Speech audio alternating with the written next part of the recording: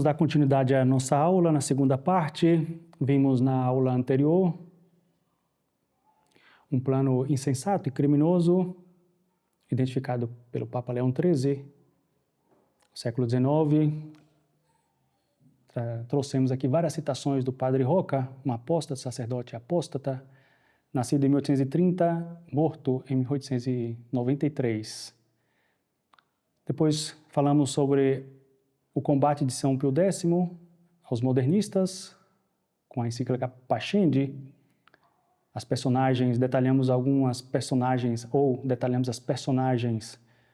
identificadas por São Pio X na Pascendi, quais as consequências e repercussões dos princípios modernistas, os remédios, e agora daremos o remédio ao erro dado por São Pio X, e agora daremos continuidade ao que acontece depois da morte de São Pio X, nos pontificados seguintes, sobretudo no pontificado de Pio XII, com o modernismo subterrâneo, nas décadas de 1930 e 1940, a condenação por Pio XII da nova teologia, e concluiremos com Fátima sobre esse aspecto específico do terceiro segredo.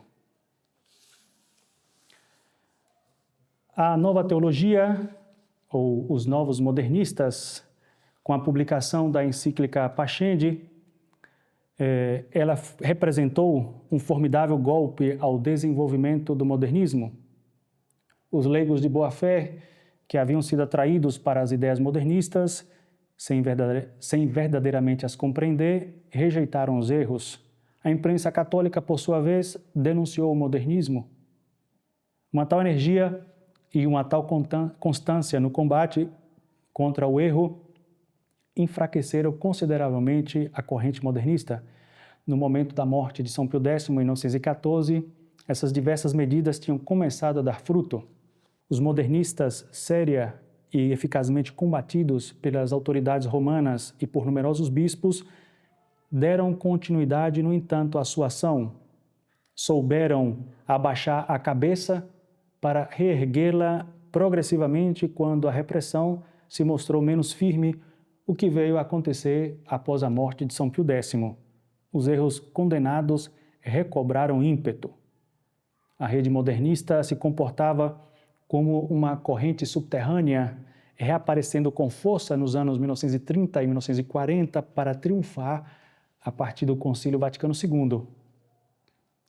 Desgraçadamente, durante muito tempo na mente católica, o suposto desaparecimento do modernismo foi um clichê tão poderoso que resultou numa desativação parcial do sistema imunológico da Igreja, que quase deixou de condená-lo explicitamente, ou pelo menos não o combateu suficientemente em si mesmo e em suas mutações. Mas o que é pior, parece que a mente católica quase deixou de reconhecê-lo onde quer que seja encontrado, ou pelo menos de diagnosticá-lo claramente em suas metamorfoses, como o experiencialismo fenomenológico, a filosofia da ação blondeliana ou o voluntarismo personalista de raízes liberais. Como diz Eugênio Vegas Latapie, é opinião quase universalmente aceita nos círculos e autores católicos que a heresia modernista foi extinta ou reabsorvida em virtude da publicação da Pascendi. Quase todos os historiadores contemporâneos ou silenciam sobre a importância do modernismo ou o consideram morto ao mesmo tempo que sua condenação. Mas aqueles que persistiram teimosamente nessa falsa crença receberam uma dose de realidade quando Pio XII, em 1950, publicou outra carta encíclica a Humani Generis sobre as falsas opiniões contra os fundamentos da doutrina católica. O Papa Pio XII condena a nova teologia.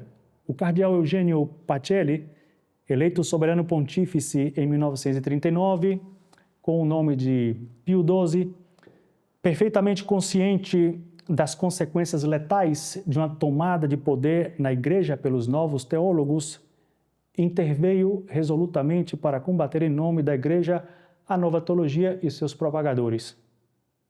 Num discurso pronunciado Em 17 de setembro de 1946, no capítulo geral dos jesuítas, o Papa já tinha alertado os padres capitulares contra são palavras do Papa, contra uma nova teologia que evolui juntamente com a evolução de todas as coisas, semper itura nunquam perventura, sempre a caminho para a verdade, sem nunca atingi-la, acrescentando essas palavras proféticas: se tal opinião for abraçada, o que será da imutabilidade dos dogmas?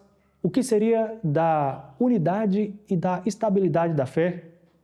É quase o mesmo discurso que Pio XII dirigirá depois aos padres dominicanos, reunidos também em capítulo geral, confirmando como antídoto contra o novo modernismo a obrigação de não se afastar da doutrina de Santo Tomás de Aquino, assim como foi prescrito pelo Cânon 1306, parágrafo 2º do Código de Direito Canônico de 1917.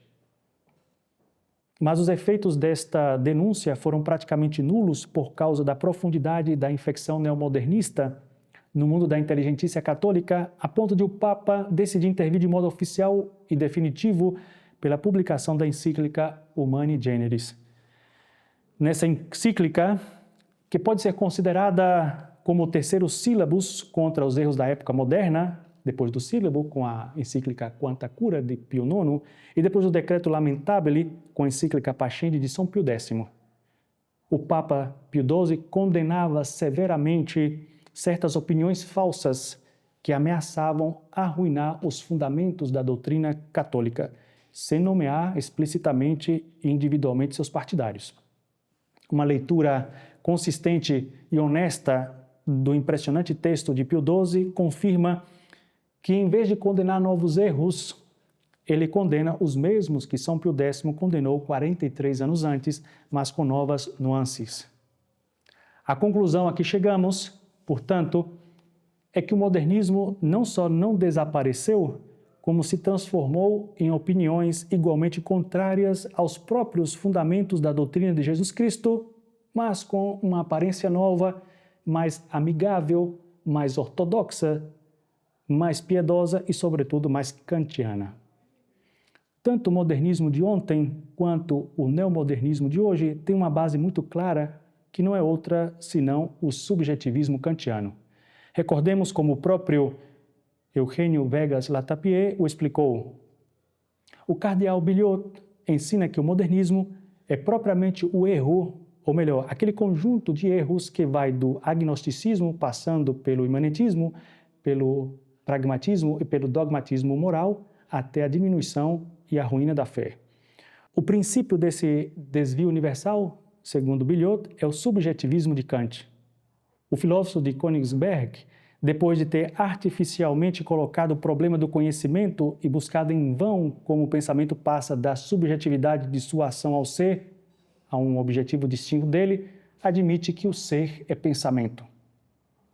Com um estilo novo, por assim dizer, mais informal, mais idiosincrático, menos cientificista e menos racionalista, como era o estilo modernista, ainda mais aparentemente testemunhal, as novas falsas opiniões haviam adotado os pressupostos teóricos modernistas, especialmente o método da imanência de Maurice Blondel, que tanta influência teria, por exemplo, em de Lubac, e lhe dado um rosto mais amigável, mais kantiano e moderno, contra o qual se levantou o intolerante e autoritário Pio XII.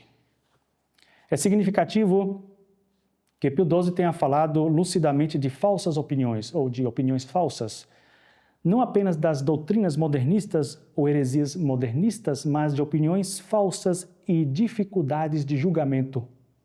Porque, entre outras coisas, era nisso que consistia a mutação: converter o modernismo em algo mais informal, mais amigável, mais pé no chão, e não em qualquer casa, mas na casa do Deus vivo, coluna e fundamento da verdade. E para isso, nada melhor do que uma filosofia e uma teologia assistemáticas, kantianas, antitomistas, antiescolásticas, emotivas e testemunhalistas, como o personalismo. Não é fácil, porém, concretizar essa mutação, mas não é impossível. Pode-se mesmo dizer que o modernismo formalmente errôneo, condenado na Pascendi, foi transformado em um modernismo informalmente errôneo, condenado em Humani Generis. Em 1907, o modernismo era um inimigo. Em 1950, parecia um amigo. Foi por causa dessa aparência amigável do personalismo que a Pascendi foi recebida com entusiasmo, mas a Humani Generis não. Portanto, não é surpreendente que as falsas visões experiencialistas, vitalistas e fenomenológicas contra as quais Pio XII alertou tenham sido reabilitadas logo depois. O enorme prestígio conquistado por Blondel, de Lubac, von Balthasar, Maritain, Mournier, Hane, Barthes, Teilhard de Chardin e tantos outros, após o esquecimento conciliar e pós-conciliar de Humani Generis, contribuiu para que os modernistas e seus autores associados, como Bergson, voltassem a ocupar um lugar de honra na mentalidade católica ao lado de Heidegger, Schiller e Husserl. E também contribuiu para que Kant deslocasse a Santo Tomás do centro da educação católica. Não nos esqueçamos de que Humani Generis pretendia pôr fim a falsas opiniões acalentadas pela emergente comunidade intelectual católica. O mesmo grupo considerava o magistério antimodernista ultrapassado. Enquanto isso, um segmento da igreja docente baixou suas defesas e declarou unilateralmente a paz com o mundo moderno. Eu me lembro, relatará vários anos mais tarde, o padre Spiazzi, um professor do Angélico em Roma, eu me lembro que alguns meses depois da publicação de Humani Generis, fiz uma alusão à encíclica por ocasião de uma audiência com Pio XII e o ouvi dizer: se eu não tivesse intervindo, poderíamos ter chegado a um ponto em que quase nada mais ficaria de pé. A publicação da encíclica, mesmo tendo tido algum eco, não chegou a deter o avanço dos novos teólogos, mas o seu valor fundamental foi, e ainda é, o de constituir o documento oficial da condenação definitiva pelo magistério da Igreja da Nova Teologia e de seus discípulos e, portanto, também a condenação antecipada e definitiva da atual nova corrente eclesial. Chegamos finalmente à nossa última parte, Fátima e o terceiro segredo, considerando o ano de 1960 e o anúncio e a convocação do Concílio Vaticano II em 1961. Em uma entrevista ao padre Agustín Fuentes, em 1957, a irmã Lúcia dizia: creia-me, padre, Deus castigará o mundo e o castigará de uma maneira tremenda. O castigo é iminente. Senhor padre, o que falta para 1960? E o que sucederá então? Será algo muito triste para todos? E não algo alegre se antes o mundo não fizer oração e penitência? Não posso detalhar mais, uma vez que é um segredo que, por vontade da Santíssima Virgem, só pode ser conhecido pelo Santo Padre e pelo Senhor Bispo de Fátima, mas nenhum e nem outro quiseram ler para não se deixarem influenciar. E concluía a irmã Lúcia, é a terceira parte da mensagem de Nossa Senhora que ainda permanece em segredo até esta data de 1960. Em 11 de fevereiro de 1967, o cardeal Ottaviani, durante uma conferência na Academia Pontifícia Mariana, disse: tive a graça e o dom de ler o texto do terceiro segredo. Posso lhes dizer apenas isto, que virão tempos muito difíceis para a Igreja e que é preciso muita oração para que a apostasia não seja grande demais. Em alocução aos alunos do Seminário Lombardo em 7 de dezembro de 1968, disse o Papa Paulo VI: a Igreja atravessa hoje um momento de inquietude. Alguns praticam a autocrítica, dir-se-ia até a autodemolição. É como uma perturbação interior aguda e complexa que ninguém teria esperado depois do concílio. Pensava-se num florescimento, numa expansão serena dos conceitos amadurecidos. Na grande Assembleia Conciliar, a Igreja é golpeada também pelos que dela fazem parte. No 5º aniversário da clausura do concílio, o mesmo Papa Paulo VI constatava: Muitos fiéis se sentem perturbados na sua fé por um acúmulo de ambiguidades, de incertezas e de dúvidas que atingem essa mesma fé no que ela tem de essencial. Estão, neste caso, os dogmas trinitário e cristológico, o mistério da Eucaristia e da presença real, a Igreja como instituição de salvação, o ministério sacerdotal no seio do povo de Deus, o valor da oração e dos sacramentos, as exigências morais que dimanam, por exemplo, da indissolubilidade do matrimônio ou do respeito pela vida. Mas até a própria autoridade divina da Sagrada Escritura chega a ser posta em dúvida. E concluía o Papa Paulo VI, se alguém, nos previne o apóstolo São Paulo, vos anunciasse um evangelho diferente daquele que vos anunciamos, ainda que fôssemos nós próprios ou um anjo do céu, que ele seja anátema. O cardeal Silvio Oddi, em novembro de 1960, a revista 30 Giorni, dizia: o segredo de Fátima contém uma profecia triste sobre a Igreja e é por isso que o Papa João XXIII, não o divulgou. E o Papa Paulo VI e João Paulo II fizeram o mesmo, ou seja, tampouco eles divulgaram. Parece-me que está escrito mais ou menos que em 1960 o Papa convocaria um concílio do qual, contrariamente às expectativas, indiretamente derivariam muitas dificuldades. E numa manobra hipotética, supomos que para respeitar a proibição da Santa Sé, o mesmo cardeal Silvio Oddi afirmava: eu não ficaria surpreso se o terceiro segredo fizesse alusão a tempos obscuros para a Igreja, graves confusões e apostasias preocupantes dentro do mesmo catolicismo. Se considerarmos a grave crise que estamos vivendo desde o concílio, não parecem faltar sinais que essa profecia foi cumprida. Em 29 de junho de 1972, Paulo VI, mais uma vez reconhece, cada vez com mais nitidez e com expressões dramáticas, de que existe algo de profundo e de negativo que aflige a Igreja. Diríamos que por uma fresta misteriosa, não é misteriosa, por uma fresta a fumaça de Satanás entrou no templo de Deus. A dúvida, a incerteza, a problemática, a inquietação, a insatisfação, a confronto. Acreditava-se que depois do concílio viriam dias ensolarados para a história da Igreja.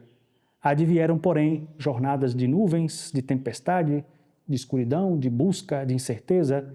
Tentamos cavar abismos em vez de preenchê-los. E cabe perguntarmos-nos se o Papa nos diz que a fumaça de Satanás entrou no templo de Deus, aguardemos que um Papa também diga que a fumaça saiu do templo de Deus.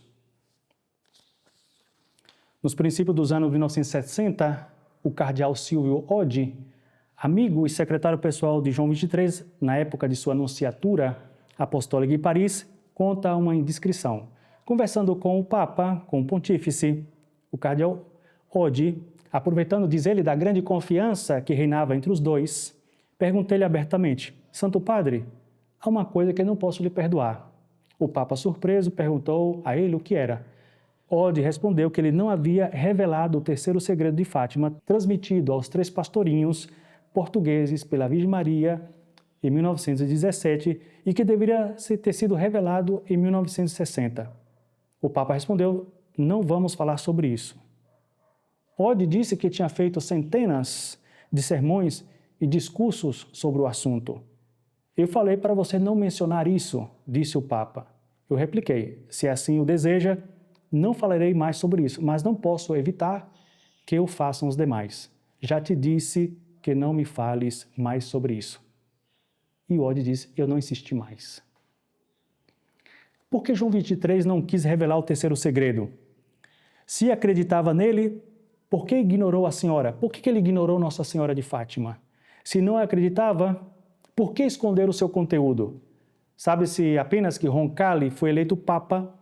Lúcia, a irmã Lúcia, quis transmitir a mensagem ao mundo sobre o terceiro segredo, mas não foi autorizada pela Santa Sé. Tudo leva a pensar que o novo Papa não estava disposto a escutar profecias negativas. Pensava-se ele, o Papa, João XXIII, inspirado para dar uma mensagem de otimismo ao mundo e à Igreja. Não queria que nada entorpecesse sua decisão de realizar o Concílio Vaticano II com essa marca. Daí a sua surpresa ao ler o manuscrito. Desconcertou-se, aduziu que não podia segui-lo porque continha palavras abstrusas, fechou-o e guardou-o novamente em seu quarto. A reação adversa, a reação contrária de João 23 é informação segura. Foi testemunhado também por seu secretário pessoal, Monsenhor Loris Capovilla, que alguns anos depois indicaria ao Papa Paulo VI o lugar onde tinha deixado oculto o manuscrito. Na época, o padre Joaquim Alonso foi durante 17 anos arquivista oficial de Fátima. Ele escreveu uma obra monumental sobre a mensagem de Fátima, intitulada Textos de Fátima e Estudos Críticos. Esta é uma obra composta por 24 volumes, contendo 5.396 documentos, mas foi impedida de ser publicada pelo bispo de Leiria, Fátima, Dom Alberto Cosme do Amaral, quando ela foi concluída em 1975. Desde então, dos 24 volumes, apenas 2 volumes foram publicados, tendo sido alvo de constantes revisões. Na época, o padre Joaquim Alonso lançou 3 hipóteses para a não publicação do segredo. A primeira hipótese, porque são citados nominalmente algumas nações ou hierarquias da Igreja. A segunda hipótese, porque há referência à crise na Igreja. E a terceira hipótese, porque se alude à Rússia e precisamente João 23 inicia uma política de degelo com a União Soviética. Com o tempo, o padre Alonso se inclinará pela segunda hipótese. Chegamos ao ano de 1960, fixado por Nossa Senhora como o tempo oportuno para a publicação do terceiro segredo, e neste ano também se iniciam os preparativos para o concílio. É inegável que com o Concílio Vaticano II se inicia a mudança mais drástica e trágica da história da Igreja Católica. E esta mudança coincide com a data de 1960, dada por Nossa Senhora em Fátima, para que o terceiro segredo fosse revelado. A irmã Lúcia lhe é imposto silêncio em nome da obediência. A única testemunha de Fátima, viva, não pode falar. Até suas cartas ficam sem respostas. Simplesmente, quando mais tem que falar, a venerada religiosa não o pode. No dia 25 de dezembro de 1961, João 23 publica a Constituição Apostólica Humanae Salutis, convocando o Concílio Vaticano II, o qual abre suas sessões no dia 11 de outubro do ano seguinte. Sobre os pontificados de João 23 e Paulo VI, a imensa Assembleia reúne a todos os bispos da terra, aproximadamente 2.500 padres conciliares, e se desenvolve em 4 grandes sessões ou etapas até 8 de dezembro de 1965. Nunca antes na história houve uma congregação de eclesiásticos tão numerosa. No discurso de abertura do concílio, em 11 de outubro de 1962, o Papa João XXIII indicava um novo modo de considerar o mundo. Dizia o Papa: no exercício cotidiano do nosso ministério pastoral, ferem nossos ouvidos sugestões de almas ardorosas, sem dúvidas, no zelo, mas não dotadas de grande sentido de discrição e moderação. Nos tempos atuais, elas não veem senão prevaricações e ruínas, vão repetindo que a nossa época, em comparação com as passadas, foi piorando. Mas parece-nos que devemos discordar desses profetas de desgraças que anunciam acontecimentos sempre infaustos, como se estivesse iminente o fim do mundo. Agora, porém, concluía o Papa, a esposa de Cristo prefere usar mais a medicina da misericórdia do que a da severidade. Julga satisfazer melhor as necessidades de hoje, mostrando a validez da sua doutrina do que renovando condenações.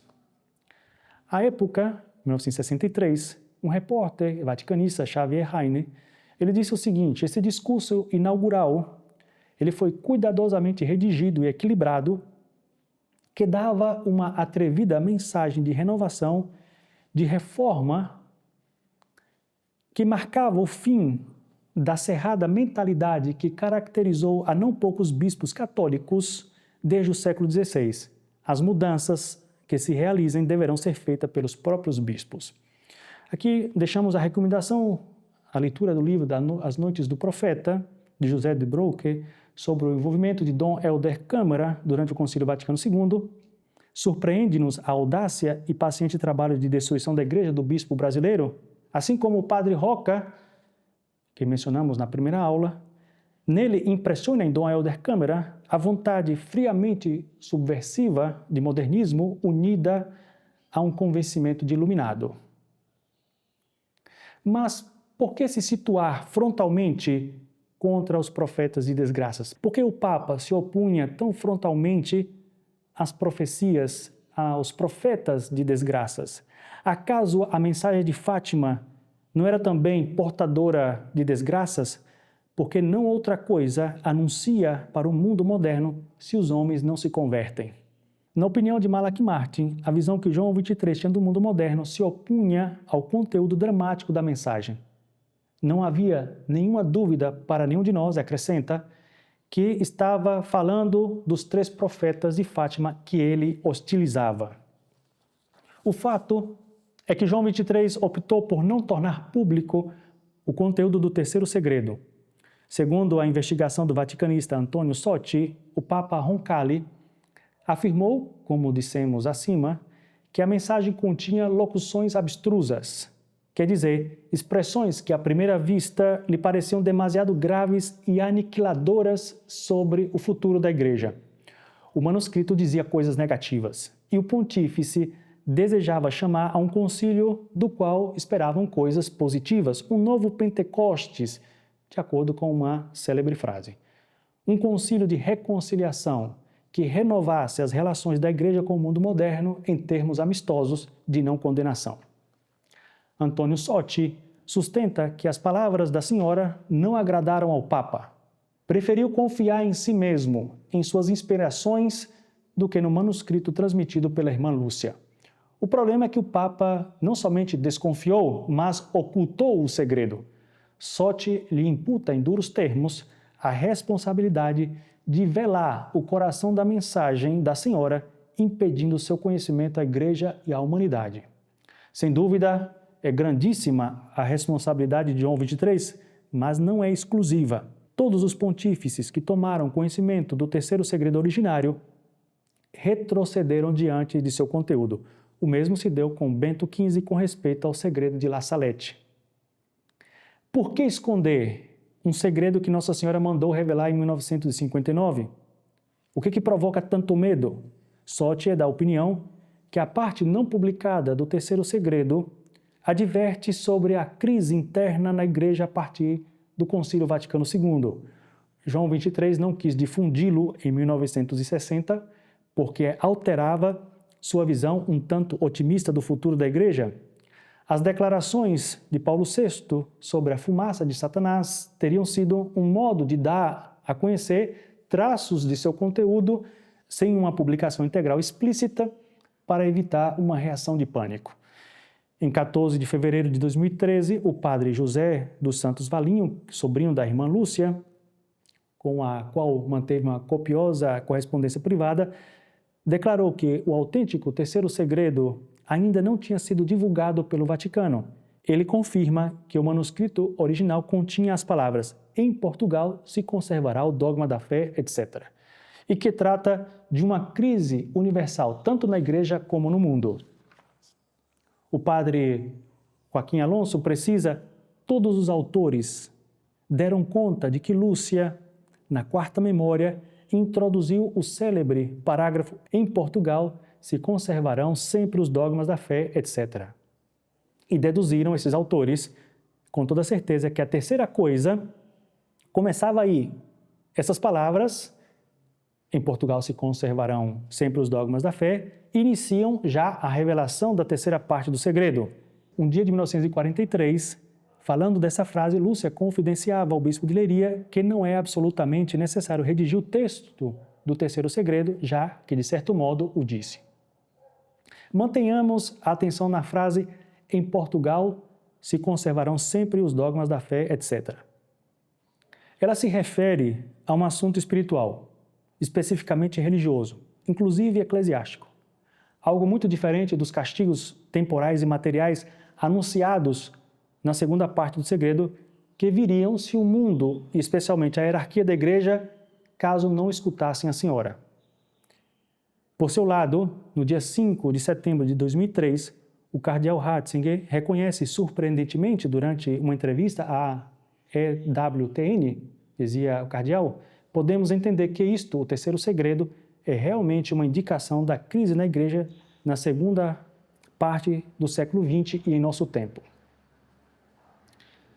Com a igreja em estado de liquidação em todas as partes, pela ação dissolvente do progressismo, com o homem angustiado e sem saber para onde dirigir o olhar em busca de um raio de esperança, aparece o significado das grandes mensagens marianas que desde 1830 até agora estão anunciando a apostasia dos povos, a apostasia da igreja, a apostasia de Deus, e com a apostasia a desordem e a confusão imposta pela revolução mundial que se chama Satã. A ordem não reina em nenhuma parte, diz a Virgem em Fátima. Até mesmo nos pontos mais elevados, Satã governa e decide a marcha dos negócios. Saberá introduzir-se até nos mais altos cumes da igreja. E a esta ameaça de castigos que paira para castigar a apostasia, não há senão um único remédio, a penitência e a oração. Se a Revolução Mundial, desde há 5 séculos, empurra o homem que foi redimido pelo sangue de nosso Senhor Jesus Cristo a empreender o caminho da dessacralização e do ateísmo, caminho que é ao mesmo tempo de ruína e de escravidão, a Santíssima Virgem Maria, em exortações apremiantes, feitas não à soberba de publicitados teólogos, mas à simplicidade de humildes crianças, chama ao homem de hoje a tomar com seriedade a mensagem salvadora, que acima das preocupações econômicas, políticas e culturais está a preocupação mais profunda e fundamental, o homem mesmo, que foi criado para Deus e que não encontrará descanso até que chegue em Deus. Muito obrigado. Na Argentina se publicou um livro que se chama A Igreja em Chamas, e o autor é Tomás Gonçalves Pondal. Ele faz uma primeira pequena comparação, dizendo, imaginemos numa casa, está os pais, o irmão maior, os outros irmãos, e de repente o irmão maior pega um dos irmãos, pula no sofá, quebra a janela, se joga no jardim. O que a gente pensaria desse irmão maior? Que ele ficou completamente louco, está fazendo uma coisa completamente não razoável. Mas se nós dissermos que a casa pegou fogo, tem um incêndio terrível na casa, então esse irmão maior, que nesse momento nós julgaríamos que está louco, ao contrário, é um herói e está fazendo o dever dele, ele está salvando a casa e os irmãos, os parentes dele desse incêndio grave. É uma comparação interessante para a situação atual da crise da igreja.